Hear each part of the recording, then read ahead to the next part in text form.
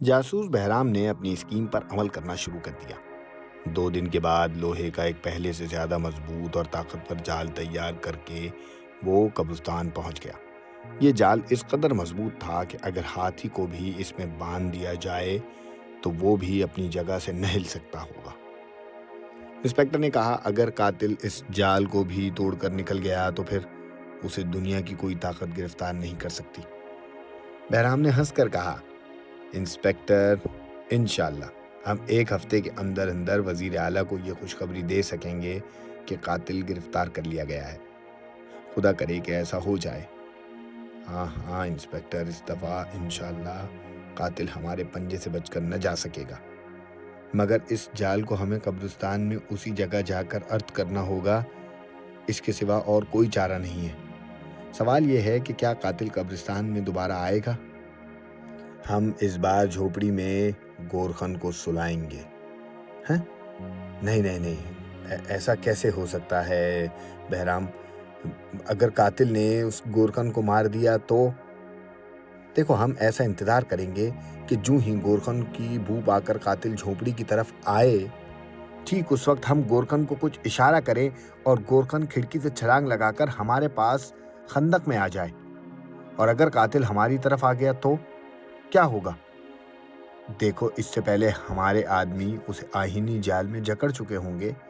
یہ اسکیم بہت ہی اعلیٰ تھی۔ بہرام کو 100% یقین تھا کہ وہ لاش کو قابو میں کرے گا۔ چنانچہ اس نے ایک شام قبرستان میں جا کر موقع کا جائزہ لیا۔ ایک خاص درخت کو جو کہ جھونپڑی کے بالکل اوپر تھا چن لیا اور اس کی شاخوں میں ایک خاص طریقے سے جال چھپا دیا۔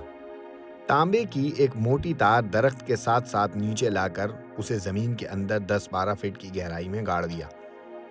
اس دفعہ انہوں نے ایسا بندوبست کیا تھا کہ سپاہیوں کو درخت پر بیٹھنے کی بھی ضرورت نہیں تھی۔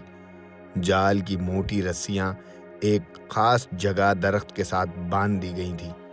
ان رسیوں کو کھینچنے سے جال نیچے گر پڑتا۔ انہوں نے شام ہونے سے پہلے 6-7 بار ریہرسل کر کے تسلی کر لی کہ رسی کے ایک بار ہی کھینچنے سے جال جھٹکے کے ساتھ زمین پر پھیلی ہوئی شکل میں گر پڑتا ہے۔ رسی کو دوسری بار کھینچنے سے جال سمٹ جاتا ہے۔ انسپکٹر جمشید یہ سب کچھ دیکھ کر بہت خوش تھا۔ دیکھو بہرام، اگر ارتھ نے ٹھیک کام کیا تو قاتل ہمارے چنگل سے بچ کر نہ جا سکے گا، ہے نا؟ بہرام جاسوس نے تار کو جانچتے ہوئے جواب دیا، انسپکٹر، یہ ایک بڑی مضبوط ارتھ ہے۔ میں نے 15 فٹ گہرائی میں جا کر تانبے کی راڈ کو فٹ کیا ہے۔ بہرام نے گورکھن سے بات کی تو وہ کچھ ڈر گیا تھا۔ اس نے قبرستان والی جھوپڑی میں سونا چھوڑ دیا تھا۔ وہ قصبے میں جا کر سوتا تھا، مگر پولیس انسپکٹر کے یقین دلانے پر کہ وہ اس کے ساتھ ہی ہوگا اور قاتل اس بار اس کا بال بھی بیکا نہ کر سکے گا، گورکھن راضی ہو گیا۔ بہرام نے اپنے جال کو جھونپڑی کے باہر والے مضبوط درخت کے اوپر پھیلا دیا، اس کی رسیاں دور ایک خندق میں چھپا دیں اور اگلی رات تک انتظار کرنے کے لیے واپس چلے گئے۔ ان کی اسکیم اگلی رات 12 بجے لاش کو قابو کرنے کی تھی۔ ادھر دوسری طرف شام کی کافی پر قلعے کے پراسرار کمرے میں ڈاکٹر فیصل اور ڈاکٹر ارشد سر جوڑے بیٹھے گزرے ہوئے واقعات پر غور کر رہے تھے۔ چاروں سپاہیوں کی موت نے صوبے میں بہت بے چینی پھیلا دی تھی۔ اخبارات میں مضامین لکھے جا رہے تھے کہ آخر پولیس قاتل کو گرفتار کرنے میں ناکام کیوں ہو رہی ہے۔ انہوں نے اس بات پر اطمینان کا اظہار کیا کہ ابھی تک اخباروں میں ان کا نام نہیں آ رہا تھا، بلکہ ان کی بنائی ہوئی قاتل لاش کا ہی چرچا ہو رہا تھا۔ ڈاکٹر ارشد نے فکرمند لہجے میں کہا، ڈاکٹر فیصل، وہ دن دور نہیں جب اخباروں میں لاش کے ساتھ ساتھ ہم دونوں کا نام بھی آنا شروع ہو جائے گا۔ ڈاکٹر فیصل نے فیصلہ کن انداز میں کہا، ایسا کبھی نہیں ہوگا ارشد۔ پولیس کے پاس اس بات کا کوئی ثبوت نہیں ہے کہ یہ لاش ہم نے تخلیق کی ہے، اور جب تک ان کے پاس ثبوت نہیں ہوگا وہ ہمیں گرفتار نہیں کر سکیں گے۔ کیا ایسا نہیں ہو سکتا کہ لاش پولیس کی رہنمائی کرتی ہوئی اسے ہمارے قلعے میں لے آئے؟ لاش میں اتنا شعور نہیں ہے۔ وہ پولیس کو ہلاک تو کر سکتی ہے، مگر انہیں اپنے ساتھ لے کر ہمارے قلعے میں نہیں آ سکتی، اور اگر پولیس ہمارے قلعے میں آ بھی جائے تو پھر کیا ہوگا؟ اسے یہاں سے کوئی بھی ثبوت نہیں ملے گا۔ میں نے بڑے بڑے مرتبان لوہے کی زنجیریں اور آپریشن کا سارا سامان ضائع کر دیا ہے۔ اس وقت لیبارٹری میں سوائے چند ایک نلکیوں اور دوائی کی بے ضرر بوتلوں کے اور کچھ بھی نہیں ہے۔ میرا تو خیال ہے کہ ہمیں ان چیزوں کو بھی ضائع کر دینا چاہیے۔ بھئی وہ کیوں؟ ہم ڈاکٹر ہیں، ہمارے ہاں ایسی چیزوں کا مل جانا کوئی حیرت انگیز اور تشویش انگیز بات نہیں ہوگی۔ مگر پولیس ہم سے پوچھ گچھ کر سکتی ہے کہ ہم نے قلعے میں لیبارٹری کیوں بنا رکھی ہے۔ ارے بھائی یہ کوئی بات نہیں ہے۔ ہر ڈاکٹر کو حق حاصل ہے کہ وہ اپنے گھر میں اگر چاہے تو مختلف دواؤں اور جڑی بوٹیوں کے تجربے کرنے کے لیے لیبارٹری بنا سکتا ہے۔ قانون کی نگاہ میں یہ کوئی ایسا جرم نہیں ہے۔ پھر بھی ہمیں دیکھو بے حد احتیاط کی ضرورت ہے، خاص طور پر جب کہ بہرام قلعے کی تلاشی لے کر جا چکا ہے اور پولیس کے سراغ رساں ہمارے پیچھے پیچھے لگے ہوئے ہیں۔ دیکھو میرا تو خیال ہے کہ ہم کافی احتیاط سے کام لے رہے ہیں۔ ہم نے راتوں کو قبرستان میں جانا اور کھنڈر کے چکر لگانے بھی چھوڑ دیے ہیں، مگر سوال پیدا ہوتا ہے کہ آخر لاش پر کس طرح قابو پایا جائے۔ اگر ہم نے ایسا نہ کیا تو وہ سارے قصبے کے لوگوں کو ہلاک کر دے گی۔ ڈاکٹر فیصل نے اٹھ کر ٹہلتے ہوئے کہا، میں آج کل صرف اسی ایک مسئلے پر غور کر رہا ہوں۔ صرف غور کرنا ہی کافی نہیں ہے ڈاکٹر فیصل، ہمیں عمل بھی کرنا ہوگا۔ ڈاکٹر فیصل آتش دان کے پاس بیٹھ کر آگ میں لکڑیاں ڈالنے لگا۔ ننھے ننھے شعلے بلند ہوئے تو وہ گہری سوچ میں ڈوب گیا۔ اس کے نزدیک بھی سوائے اس کے اور کوئی چارہ نہیں تھا کہ لاش کو کسی نہ کسی طرح لوہے کے مضبوط جال میں جکڑ لیا جائے، لیکن اب اس اسکیم پر عمل کرنا خطرے سے خالی نہیں تھا، اس لیے کہ پولیس بھی اسی طریقہ کار پر عمل کر رہی تھی۔ ڈاکٹر فیصل نے یہ معلوم کروا لیا تھا کہ بہرام نے پولیس انسپکٹر کے ساتھ مل کر ایک نیا جال بنوایا ہے اور وہ قبرستان میں ایک بار پھر لاش کو پکڑنے کی کوشش کرنے والا ہے۔ ارشد نے پوچھا، اگر پولیس نے لاش کو قابو کر لیا تو کیا ہو سکتا ہے؟ دیکھو زیادہ سے زیادہ یہی ہو سکتا ہے کہ پولیس اسے آگ میں جلا کر بھسم کر دے، لیکن اصل نقصان تو ہمارا ہوگا کہ ہم نے ایک انسان کو انتہائی محنت، خون ریزی کے ساتھ تخلیق کیا ہے اور اس سے کوئی کام بھی نہ لے سکے، انسانیت کی کوئی خدمت نہ کروا سکے اور اسے ضائع کر دیا گیا۔ اس سے بڑھ کر مجھے زندگی میں اور کوئی صدمہ نہیں پہنچ سکتا ارشد، کہ میرے تخلیق کیے ہوئے انسان کو آگ کے شعلوں میں جلا کر راکھ کر دیا جائے۔ دیکھو پولیس تو ایسا کرنے میں حق بجانب ہوگی، ڈاکٹر فیصل نے تقریباً چیخ کر کہا، مگر میں انہیں ایسا کرنے کی اجازت نہیں دوں گا۔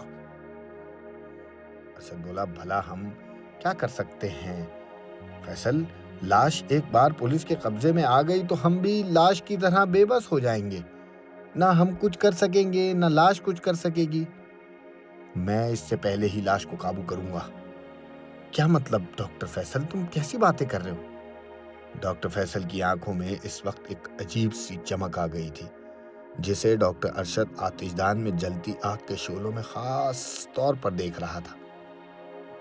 ڈاکٹر فیصل نے اٹھ کر بے چینی سے کمرے میں ٹہلنا شروع کر دیا، پھر ارشد کے پاس رک کر بولا، پولیس کو لاش قابو میں کرنے دو، میں سمجھتا ہوں کہ وہ سب کچھ میرے لیے کر رہے ہیں، اب تو میری دعا ہے کہ لاش ان کے قابو میں آ جائے۔ ارشد نے حیرت سے کہا، یہ تم کیا کہہ رہے ہو ڈاکٹر فیصل؟ ہاں ارشد، یہ میں ٹھیک کہہ رہا ہوں۔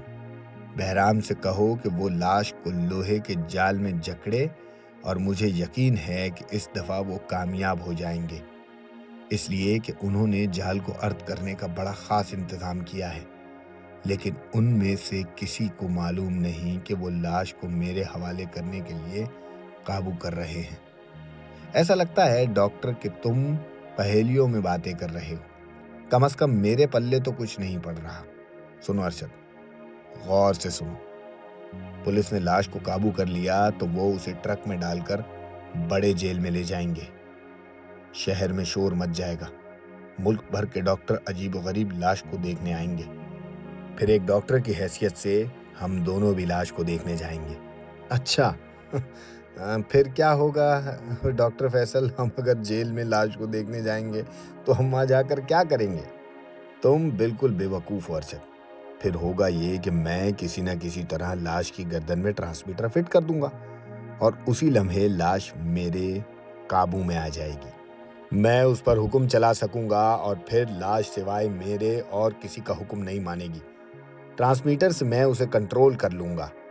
مگر ڈاکٹر، لاش رہے گی تو لوہے کے مضبوط جال میں ہی نا. تم اسے وہاں سے فرار کیسے کرواؤ گے؟ ڈاکٹر فیصل ہنس پڑا. میں لاش کو وہیں بیٹھے بیٹھے غائب کر دوں گا. ڈاکٹر لوگ اس کا دور سے معائنہ کر رہے ہوں گے اور لاش یوں غائب ہو جائے گی جیسے اس کا کبھی وہاں وجود تھا ہی نہیں. یہ کیسے ہوگا؟ یہ کیوں کر ہو سکتا ہے؟ کیسی باتیں کر رہے ہو فیصل؟ ڈاکٹر فیصل نے اس مشکل مسئلے پر روشنی ڈالتے ہوئے کہا. ڈاکٹر ارشد، یہ تو تم جانتے ہو کہ مادہ توانائی میں اور توانائی مادے میں تبدیل ہو جاتی ہے. ہاں، میں اچھے سے جانتا ہوں. تو پھر اسی اصول پر عمل کرتے ہوئے میں نے ایک ایسا آلہ ایجاد کیا ہے کہ جو کیمیائی شعاؤں کے ذریعے ایک مادی شے کے مالیکیول فضا میں بکھیر کر دوبارہ کسی خاص جگہ اس کے ذرات کو جمع کر کے پھر وہی شکل دے دیتا ہے. ڈاکٹر ارشد نے خوشی سے اچھل کر کہا. تم نے پہلے کیوں نہیں ذکر کیا اس کا ڈاکٹر؟ اس کی ضرورت نہیں تھی نا. اب وقت آ گیا ہے اس لیے تمہیں آگاہ کر دیا. تو جناب ڈاکٹر ارشد صاحب، پولیس کو اپنا کام کر لینے دیجیے. بلکہ وہ تو ہمارا ہی کام کر رہے ہیں. جو ہی پولیس لاش کو قابو میں جکڑ کر جیل خانے میں لے جائے گی، میں اگلے ہی روز ڈاکٹر کی حیثیت سے وہاں پہنچ جاؤں گا. لاش کی گردن میں کسی نہ کسی طرح ٹرانسمیٹر لگا دوں گا اور باقی سب کچھ پھر اپنا ہی اپنا ہے. ڈاکٹر ارشد اپنے دوست ڈاکٹر فیصل کی ذہانت کا ایک بار پھر قائل ہو گیا. وہ فوراً صوفے سے اٹھا، میز کے پاس آیا اور کافی بنا کر فیصل کے آگے رکھتے ہوئے کہا. تم بہت بڑے ڈاکٹر ہو فیصل، میں تمہارا قائل ہو گیا ہوں. ڈاکٹر فیصل اپنی تعریف سن کر بہت خوش ہوا.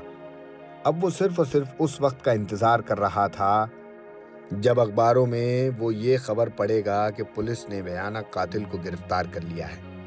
دوسری جانب پولیس پوری طرح تیار تھی. جال پھیلا دیا گیا تھا. اب صرف لاش کے قبرستان میں آنے کا انتظار ہو رہا تھا. رات بڑی تاریک تھی. ابھی گھڑیال نے 12 بجائے تھے. آدھی رات کے تارے سردی سے ٹھٹرے ہوئے آسمان پر چمک چمک کر روشنی کرنے کی کوشش کر رہے تھے. قبرستان میں ہو کا عالم طاری تھا. بالکل ڈرا دینے والی خاموشی تھی. اور تو اور اس وقت الو بھی نہیں بول رہا تھا. جھونپڑی کے اندر چارپائی پر گورکھن لیٹا ہوا دھڑکتے ہوئے دل کے ساتھ قاتل کے آنے کا انتظار کر رہا تھا. قریب ہی خندق میں پولیس انسپکٹر جمشید، جاسوس بہرام اور ان کے ساتھ 4-6 سپاہی چھپے بیٹھے تھے. رسی بہرام نے اپنے ہاتھ میں تھام رکھی تھی، جسے کھینچ کر اس نے لاش پر جال گرانا تھا اور پھر دوسری رسی کھینچ کر لاش کے ارد گرد اچھی طرح کس دینا تھا. انسپکٹر نے سرگوشی میں کہا.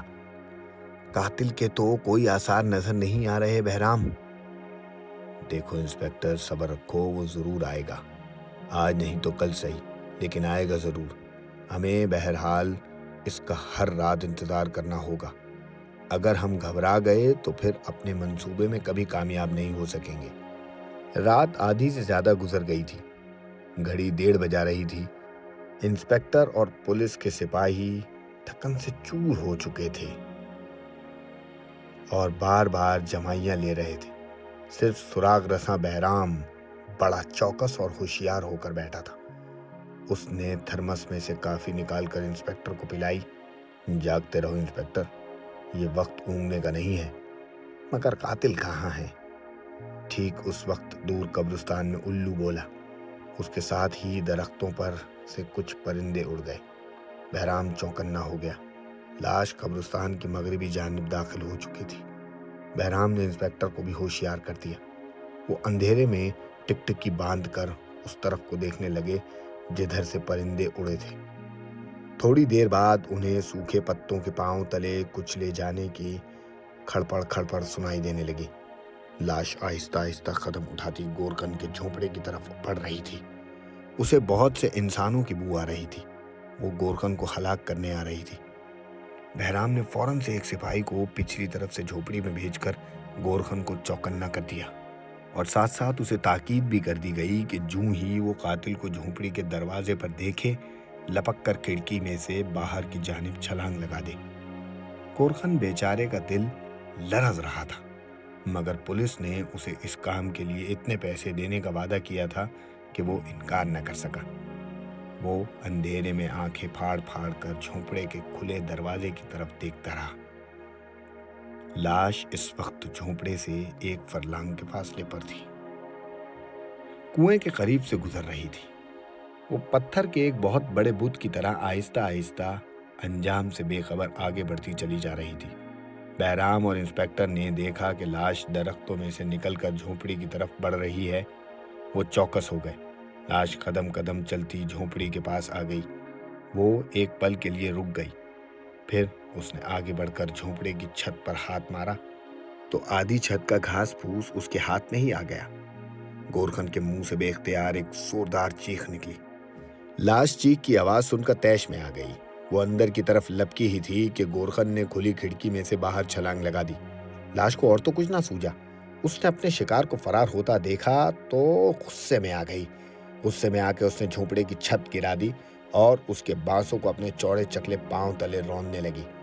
बहराम इस इंतजार में था कि किसी तरह लाश उस दरख्त के नीचे आ जाए जिसकी शाखों में अर्थ किया हुआ लोहे का वजनी जाल छुपा रखा था।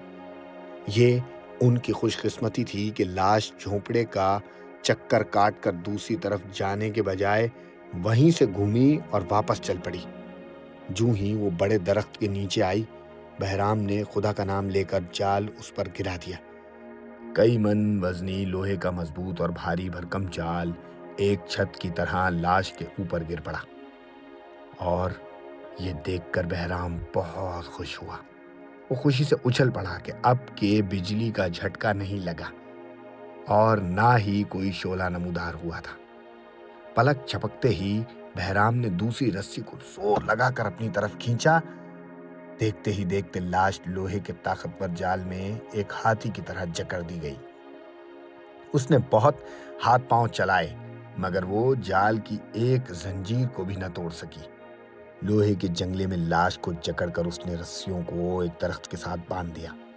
पुलिस इंस्पेक्टर और बहराम की ये बहुत बड़ी फतेह थी। देव हैकल कातिल को ले जाने के लिए उन्होंने पहले ही से एक बहुत बड़ा ट्रक मंगवा रखा था। इंस्पेक्टर ने वायरलेस करके मजीद पुलिस गार्ड मंगवाए। उन्होंने मिलकर कातिल को जाल समेत उठाया और घसीट कर ट्रक में बंद कर दिया और फौरी तौर पर शहर के सबसे बड़े जेल खाने की तरफ रवाना हो गए। जेल खाने की सबसे मजबूत और कुशादा कोठरी में लाकर कातिल को आहिनी जाल समेत बंद कर दिया गया। पुलिस इंस्पेक्टर ने मोटी सलाखों में से कातिल को देखा और सर को झटक कर बोला, खुदा का शुक्र है कि ये मार का भी सर हुआ। अब हमें फौरन वजीर आला को इत्तला कर देनी चाहिए। उसी वक्त वजीर आला को फोन किया गया। रात के 3 बज रहे थे। वजीर आला सो रहा था मगर उन्हें उठाकर इत्तला की गई कि मफरूर और खतरनाक कातिल गिरफ्तार कर लिया गया है। वजीर आला ने इंस्पेक्टर जमशेद, जासूस बहराम और उनके साथ के सारे सिपाहियों और बाकी के अमले को मुबारकबाद दी और उसके साथ साथ इनाम देने का फैसला भी सुना दिया।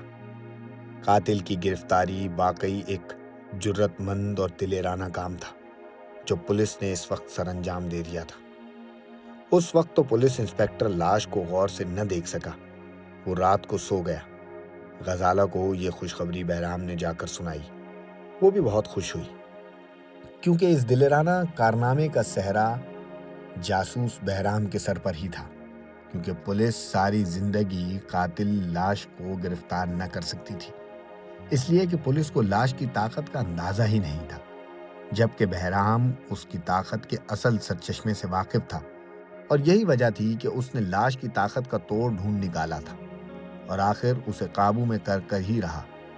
इस बारे में पुलिस इंस्पेक्टर को भी एहसास था कि अगर बहराम उसके साथ न होता तो पुलिस कभी कातिल को जेर हिरासत न ले सकती थी। चुनाचे उसने बहराम का तहे दिल से शुक्रिया अदा किया। रात गुजर गई। फिर से दिन निकल आया। पुलिस इंस्पेक्टर जमशेद और बहराम दोनों साथ जेल खाने में पहुंचे। रात उसने लाश के चेहरे पर गौर न किया था। अब जो दिन की रोशनी में उसने लोहे के मजबूत जाल में जकड़ी हुई बेबस लाश को देखा तो उसके चेहरे पर हवाइयां उड़ने लगी। दहशत से उसकी आंखें साकित हो गई। बहराम, ये क्या शय है? बहराम कातिल लाश को गौर से देख रहा था। लाश ने 2-3 बार जाल को तोड़ने की कोशिश की, मगर जंजीरें इतनी मोटी थीं और ताकतवर थीं कि वो नाकाम रही। बहराम भी जिंदगी में पहली बार लाश को देख रहा था। खास तौर पर वो उसकी नाक का जायजा ले रहा था जो प्लास्टिक की थी, और बाकी का सारा चेहरा और बड़ी खोपड़ी हूबहू पहले वाले गोरखन से मिलती थी। बहराम समझ गया कि लाश के धड़ पर गोरखन की गर्दन लगाई गई है, लेकिन अभी तक उसे यकीन नहीं आ रहा था कि डॉक्टर फैसल और डॉक्टर अरशद ने लाश के औज़ा को जोड़कर उसे जिंदा कैसे कर लिया। पुलिस इंस्पेक्टर को हरगिज ये मालूम न था कि ये एक लाश है जिसे मसनूई जिंदगी दी गई है। वो तो अभी तक यही समझ रहा था कि ये कोई ताकतवर और बहुत बड़े डील डॉल वाला इंसान है। वो उसकी आंखों में देखते हुए बोला, बहराम, इसकी आंखों में मुर्दनी क्यों छाई हुई है? मुझे तो ये कोई मुर्दा लगता है, जैसे फांसी पाने के बाद होते हैं। अक्सर मैंने देखा है। बहराम इंस्पेक्टर की सादगी और अनजानपन पर मुस्कुरा दिया। शायद तुम्हारा ख्याल ठीक है इंस्पेक्टर। कोई अजब नहीं कि ये किसी फांसी पाने वाले मुजरिम की लाश हो, लेकिन एक लाश क्यों कर जिंदा हो सकती है? बहराम, कैसी बातें कर रहे हो? ये तो एक अनहोनी सी बात है, गैर कुदरती बात है कि एक लाश फांसी पाने के बाद जिंदा हो जाए और लोगों को कत्ल करती फिरे। क्या बात करते हो बहराम? तो फिर मेरे ख्याल में ये कोई जिन भूत है। अरे भाई, मैं जिनों और भूतों का कायल नहीं हूँ बहराम। मैं इस कातिल को जिन भूत तस्लीम करने पर तैयार नहीं हूँ। तो फिर तुम्हारे ख्याल में ये कौन सी जिन्स है इंस्पेक्टर? जरा गौर करके मुझे बताओ। पुलिस इंस्पेक्टर बड़े गौर से लाश को देख रहा था, जो फर्श पर लोहे के जाल में जकड़ी हुई बैठी थी। लाश की आंखें नीमवा थीं और उनमें से सफेदी झलक रही थी। उसके सारे जिस्म पर पट्टियां लिपटी थीं, जिन पर पड़े हुए खून के सुर्ख धब्बे अब स्याह पड़ चुके थे। मिस्टर बहराम, ये कातिल के जिस्म के गिर्द पट्टियां क्यों बंधी हैं? बहराम ने मजाक करते हुए कहा। ख्याल है कि कातिल जख्मी हो चुका है, मगर ये पट्टियां तो सर से लेकर पैर तक बंधी हैं बहराम। सच जानो तो मुझे लगता है जैसे पुराने मिस्र की कोई ममी जिंदा हो गई हो। हाँ, मुझे भी कुछ ऐसा ही लग रहा है इंस्पेक्टर। जरूर ये कदीम मिस्र की कोई ममी है जो जिंदा होकर यहाँ आ गई है। इंस्पेक्टर को यूं महसूस हुआ जैसे लाश अपनी सफेद पत्थर जैसी आंखों से उसे घूर रही है। उसे अपने जिस्म में ठंडक उतरती हुई महसूस होने लगी। उसने फौरन सर को झटककर बहराम की तरफ देखकर कहा, यहाँ से चलो बहराम, मुझे तो वहशत हो रही है इसे देखकर। बहराम ने इंस्पेक्टर के कंधे पर हाथ रखते हुए कहा, मिस्टर जमशेद, अभी तो आपको मुकदमे की पैरवी करनी है और इस लाश को लेकर अदालत और अदालत से फिर जेल खाने के चक्कर लगाने हैं। आप अभी से खौफ खा गए? कुछ भी हो, मैं ज्यादा देर यहाँ नहीं ठहर सकता। मुझे इसको देखकर खौफ चढ़ रहा है। खौफ तो चढ़ना ही था। एक आम आदमी किसी भी जिंदा लाश को अपने सामने देखे तो उसको वहशत तो होगी ही। आगे लाश के साथ क्या होगा? क्या वो जेल के जंगले से निकल सकेगी? क्या फैसल और डॉक्टर अरशद आके ट्रांसमीटर उसकी गर्दन में लगा सकेंगे? या फिर डॉक्टर बहराम इस केस को सॉल्व करके डॉक्टर फैसल और डॉक्टर अरशद को गिरफ्तार कर लेगा? ये सारे सवालात अब बहुत जल्द ही हमें मिलने वाले हैं, क्योंकि हम जल्द ही कहानी के आखिरी पड़ाव में दाखिल होने वाले हैं। कल इसी वक्त मैं इस कहानी का अगला हिस्सा लेकर आपके सामने हाजिर हो जाऊंगा। उस वक्त तक के लिए मेरे चैनल को सब्सक्राइब कीजिए, क्योंकि बहुत सारे लोग ऐसे हैं जो मेरी कहानियां सुन रहे हैं मगर मेरे चैनल को सब्सक्राइब नहीं कर रहे। अगर आप मेरी हौसला अफजाई करना चाहते हैं तो मेरे चैनल को सब्सक्राइब करें, मेरे वीडियोस को लाइक करें और अपने दोस्तों के साथ शेयर करें, और कमेंट करके ज़रूर बताइएगा कि मैं अगली कहानी कौन सी पढूं। जब तक के लिए मुझे अपनी दुआओं में याद रखें। اپنے آس پاس ارد گرد رشتہ داروں کے ساتھ پیار اور اچھے اخلاق سے پیش آئیے۔ اپنا بہت سارا خیال رکھیے گا۔ اللہ حافظ۔